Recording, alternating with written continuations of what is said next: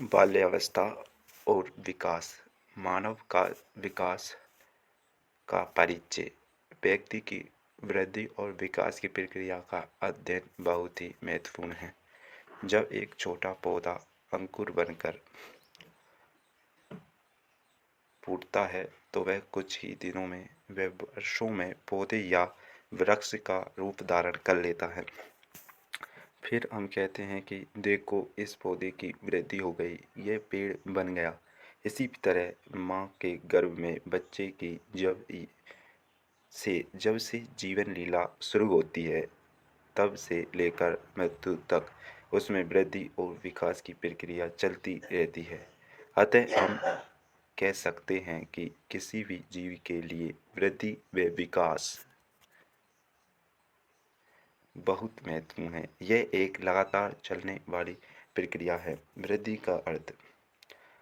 का अर्थ है आमतौर पर मानव के शरीर के विभिन्न अंगों के विकास तथा उन दिनों में कार्य करने की क्षमता का विकास माना जाता है। व्यक्ति की इन शारीरिक अंगों के विकास के परिणाम स्वरूप उसका व्यवहार किसी न किसी रूप से प्रभावित होता है। इस प्रभाव के परिणाम स्वरूप ही उस व्यक्ति के अंगों में परिवर्तन होता है। इस वृद्धि से अभिप्राय है शरीर, आकार और भार में वृद्धि। इस प्रकार की वृद्धि में व्यक्ति की मांसपेशियां की वृद्धि भी शामिल है।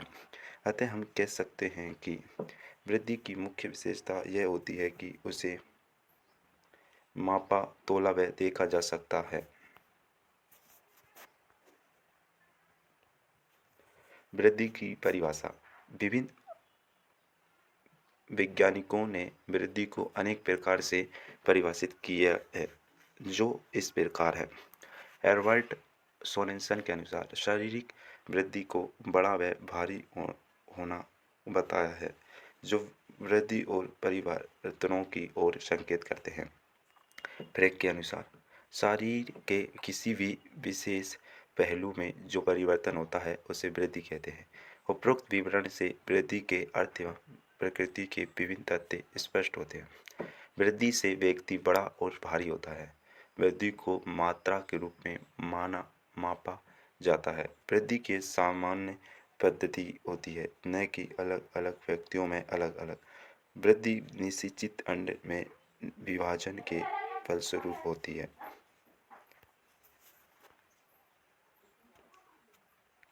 वृद्धि निरंतर नहीं होती। वृद्धि की गति एक समान नहीं रहती, इसमें परिवर्तन आते रहते हैं।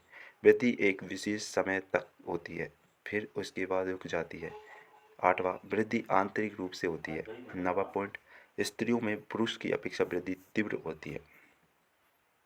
10वां पॉइंट, वृद्धि वंशानुक्रम है, वातावरण की अंतक्रिया में होती है। 11वां पॉइंट, शिशु काल में वृद्धि तीव्र गति से होती है। 11वां, लेकिन बाद में धीमी हो जाती है। 12वां पॉइंट, जब कद में वृद्धि होती है, भार कम हो जाता है। 13वां पॉइंट, शारीरिक और मानसिक वृद्धि का आपस में गहरा संबंध होता है। 14वां, स्वास्थ्य और भोजन शारीरिक और मानसिक वृद्धि को प्रभावित करते हैं। 15वां, शारीरिक वृद्धि को देखना मानसिक वृद्धि की अपेक्षा सरल है।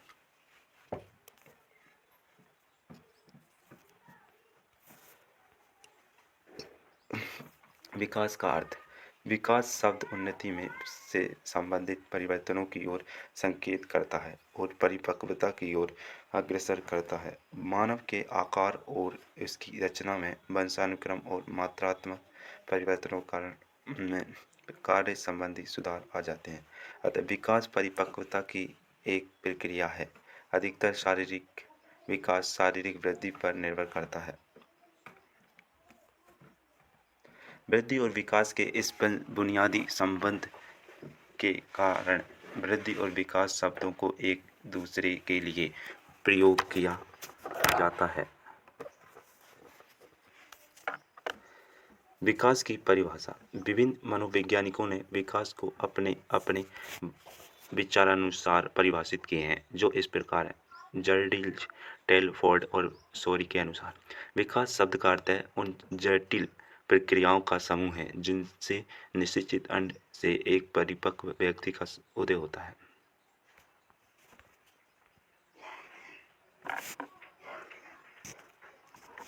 हर्लोग के अनुसार विकास के परिणाम स्वरूप व्यक्ति में नई विशेषताओं, नई योग्यताओं का उदय होता है। विकास का अर्थ वृद्धि की अपेक्षा व्यापक है। विकास के विस्तृत अर्थ में ही वृद्धि भी शामिल है। विकास गुणात्मक परिवर्तनों की ओर संकेत करता है। इस प्रकार हम देखते हैं कि विकास व्यक्ति के संपूर्ण व्यक्तित्व में होने आने वाले विभिन्न परिवर्तनों का प्रतिनिधित्व करता है, चाहे वे परिवर्तन सामाजिक, शारीरिक, संवेगात्मक या बौद्धिक हों। सामान्य वृद्धि और विकास की प्रक्रियाएं साथ साथ ही चलती हैं। इस प्रकार विकास की प्रक्रिया निम्न तत्वों को स्पष्ट करती है। पहला, विकास की निश्चित पद्धति होती है। दूसरा, विकास सामान्य से विशिष्ट दिशा की ओर होता है।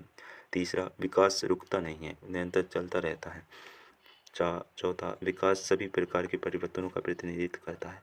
पांचवा, विकास का अर्थ अधिक व्यापक है। छठा, विकास और वृद्धि की प्रक्रियाएं साथ साथ चलती हैं। सातवां, विकास गुणात्मक परिवर्तनों का संकेत है। वृद्धि और विकास परिवर्तन परिणात्मक, गुणात्मक, आकार, संख्या, प्रकार, स्थिति, भार इत्यादि, शारीरिक, मानसिक, सामाजिक, संवेगात्मक।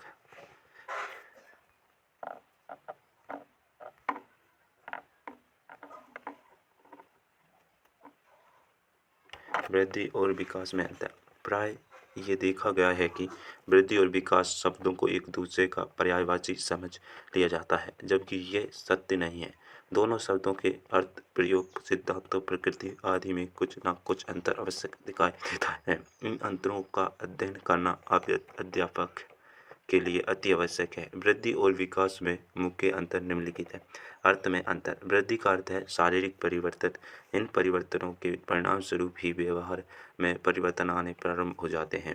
लेकिन विकास शब्द का प्रयोग शरीर के विभिन्न अंगों की विभिन्न दिशाओं में गुणात्मक उन्नति के बारे में किया जाता है। वृद्धि और विकास की निरंतर वृद्धि लगातार नहीं होती रहती और न ही यह जीवन भर चलती है। एक विशेष आयु सीमा के पश्चात वृद्धि रुक जाती है, यह धीमी हो जाती है। ऐसी अवस्था की प्रौढ़ावस्था कहा जाता है।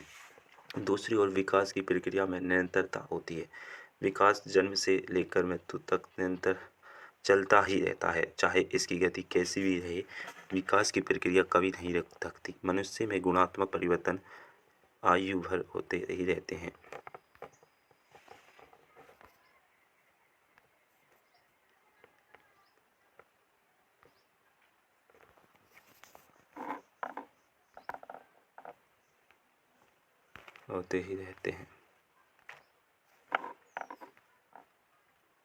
वृद्धि और विकास में संबंध। वृद्धि और विकास को एक दूसरे का पर्यायवाची समझा जाता है। बढ़ते हुए शरीर के साथ उसकी कार्य कुशलता भी बढ़ती है, लेकिन कई बार विकास की प्रक्रिया वृद्धि के बिना भी हो जाती है। शारीरिक रूप से कई लोग विकसित नहीं होते या वृद्धि पक्ष दुर्बल रह जाता है, लेकिन विकास के अक्षों में वे समृद्ध होते हैं, जैसे बौद्धिक पक्ष, सामाजिक पक्ष या संवेगात्मक पक्ष। दूसरे शब्दों में विकास का पक्ष हावी हो जाता है। इसी प्रकार जब वृद्धि के पक्ष रुक जाते हैं तो विकास के अन्य पक्ष सक्रिय हो जाते हैं।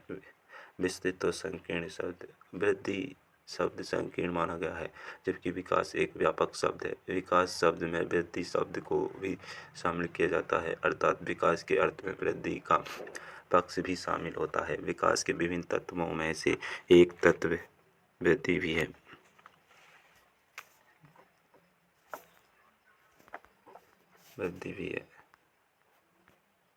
परिणात्मक और गुणात्मक।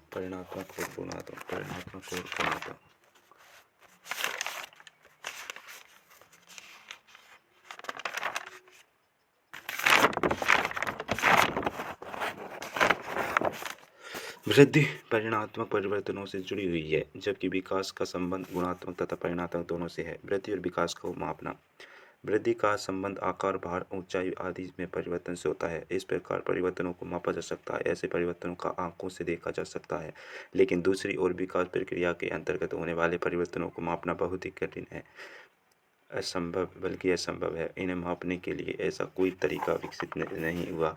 विकास के परिवर्तनों को तो केवल देखा या महसूस ही किया जा सकता है। वृद्धि विकास का अंतर निरंतरता संबंध विस्तृत संकीर्ण परिमाणात्मक और गुणात्मक वृद्धि विकास को मापना। यद्यपि वृद्धि विकास दोनों में पर्याप्त भिन्नताएं पाई जाती हैं, लेकिन दोनों में समानताएं भी जो निम्नलिखित हैं। विकास और वृद्धि दोनों में परिवर्तन होते हैं। दोनों की प्रत्यक्ष मानव एवं पशुओं दोनों पर समान रूप से लागू होते हैं। वृद्धि और विकास दोनों का मापन किया जा सकता है। वृद्धि और विकास दोनों में ही परिपक्वता की अवस्था तक परिवर्तन पाए जाते हैं। वृद्धि और विकास के महत्वपूर्ण सिद्धांत। मानव विकास की प्रक्रिया बहुत ही विस्तृत और जटिल होने के कारण तथा इनकी निरंतरता के कारण इनमें कुछ सिद्धांतों का अनुकरण करना पड़ता है। अर्थात विकास के कुछ सिद्धांत हैं जिनको जाने बिना विकास की प्रक्रिया को समझना कठिन है। विकास के कुछ सिद्धांतों का वर्णन निम्नलिखित है।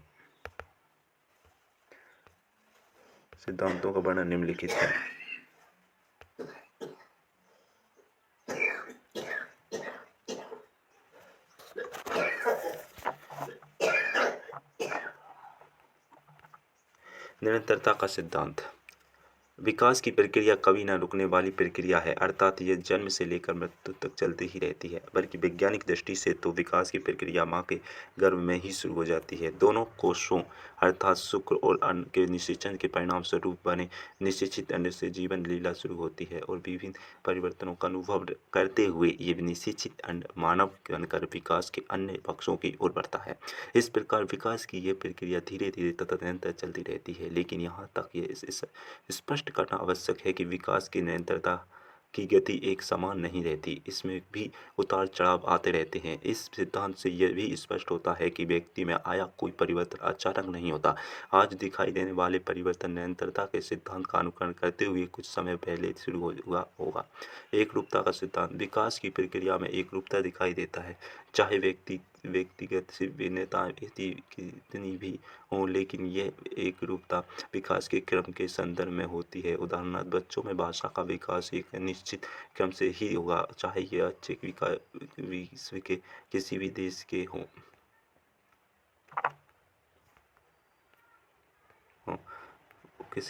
हों।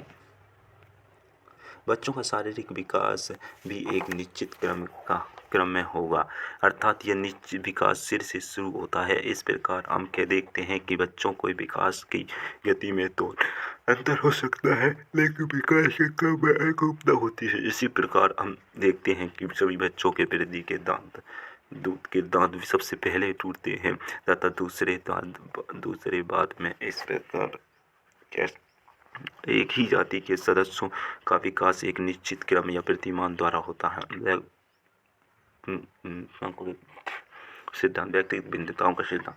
मनोवैज्ञानिक व्यक्तिगत भिन्नताओं के सिद्धांत में बहुत ही महत्वपूर्ण देते हैं, चूँकि विकास प्रक्रिया को विभिन्न आयु वर्गों में बांटा गया है तथा हर आयु वर्ग की अलग अलग विशेषताएं होती हैं, जिनके कारण हमारे आयु वर्ग के व्यवहारों में अंतर होता है। इन अंतरों की हम अनदेखी नहीं कर सकते हैं। जुड़वा बच्चों में भी व्यक्तिगत भिन्नताएं देखने को मिलती हैं, अतः सभी व्यक्तियों की वृद्धि और विकास उनकी स्वाभाविक गति से होता है। किसी व्यक्ति में उच्च विशेषताएं या व्यवहार शीघ्र विकसित हो जाते हैं, कुछ व्यक्तियों में यही विशेषताएं या व्यवहार देर विकसित होते हैं। इस प्रकार उनमें पर्याप्त व्यक्तिगत भिन्नता देखने को विकास के संदर्भ में समानताएं नहीं रखते। वंशानुक्रम और वातावरण के संयुक्त परिणाम का सिद्धांत। अनुक्रम की और वातावरण का भी संयुक्त परिणाम है। विभिन्न अध्ययनों ने यह सिद्ध कर दिखाया है कि बालक की वृद्धि और विकास का वंशानुक्रम और वातावरण का निश्चित रूप से प्रभाव पड़ता है। इन दोनों के प्रभाव को अलग नहीं कर अनुक्रम को बच्चे के व्यक्ति की नींव माना जाता है। समग्र विकास का सिद्धांत। मनुष्य के शारीरिक विकास समग्र रूप से ही होता है। मनुष्य के व्यक्तित्व के विभिन्न पक्षों का विकास साथ साथ चलता रहता है, जैसे शारीरिक, मानसिक, संवेगात्मक विकास। ऐसा भी सत्य है कि सभी पक्ष पर एक दूसरे पर निर्भर रहते हैं तथा एक दूसरे से संबंधित होते हैं। इस पद्धति से अध्यापक को बालक के सभी पक्षों के विकास की ओर ध्यान देना चाहिए।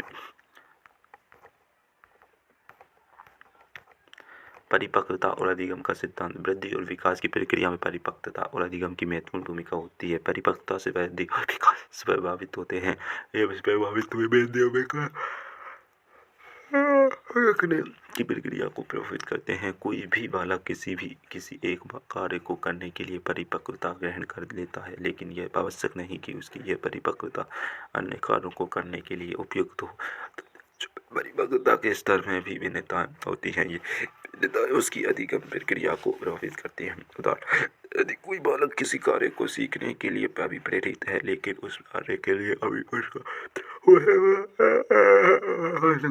उस कार्य को सीखने में हमेशा असमर्थ होगा और हमें उस बालक से अधिक आशाएं रखनी नहीं चाहिए।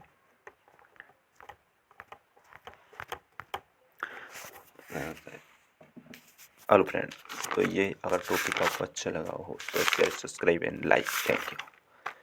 बाल्यावस्था और विकास।